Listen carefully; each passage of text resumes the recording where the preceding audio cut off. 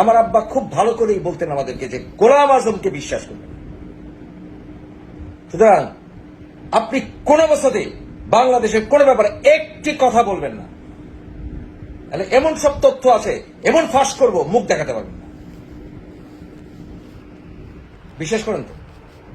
আপনার দুই ভাই, একটু ছোট্ট দিয়ে দিচ্ছে আজকে, আপনার দুই ভাই মোমেন এবং মামুন আল বদরে ছিল তো আপনার আব্বা গোলাম আজমের হাত ধরে আপনার ছোট ভাই নোমান আল বদরের ক্যাম্পে মিরপুরে যেত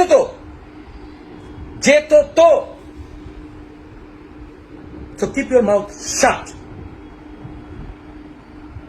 বাংলাদেশের স্বাধীনতার কি হয়েছে না হয়েছে, কত লক্ষ শহীদ মরেছে না মরেছে, এই জাতির ক্রান্তি লগ্নে এইসব কথা নিয়ে এসছেন না?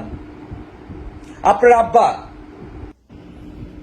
মুক্তিযোদ্ধাদের শত্রু সেনা বলেনি? লাহোরে কি মিটিং করেছে আমরা জানি না? সো কিপ ইউর মাউথ শাট। এতটুকু বললাম আজকে, বেশি বলতে চাই না। হাজার হোক মহল্লার মামা, তাই না? ব্রিগেডিয়ার আজমি, আপনি দয়া করে মামু এই বিষয়ে কথা বলবেন না।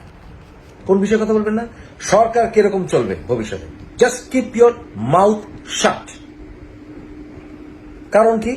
কারণ আপনার পুরো পরিবার দেশদ্রোহী, আপনার পুরো পরিবার স্বাধীনতা বিরোধী। সো কিপ ইউর মাউথ শাট, চুপ থাকুন। মামু, আপনি কথা বলা বন্ধ করেন। 107 বড় মগবাজার, আপনি তো আমার ফ্যামিলিকে চিনেন না? চিনেন তো? 70 বছর আপনাদের পাশের বাসায় আমরা বড় হয়েছি, জানেন তো? আপনার ভাইরা আমার পরিবারের নিমক খেয়েছে তো।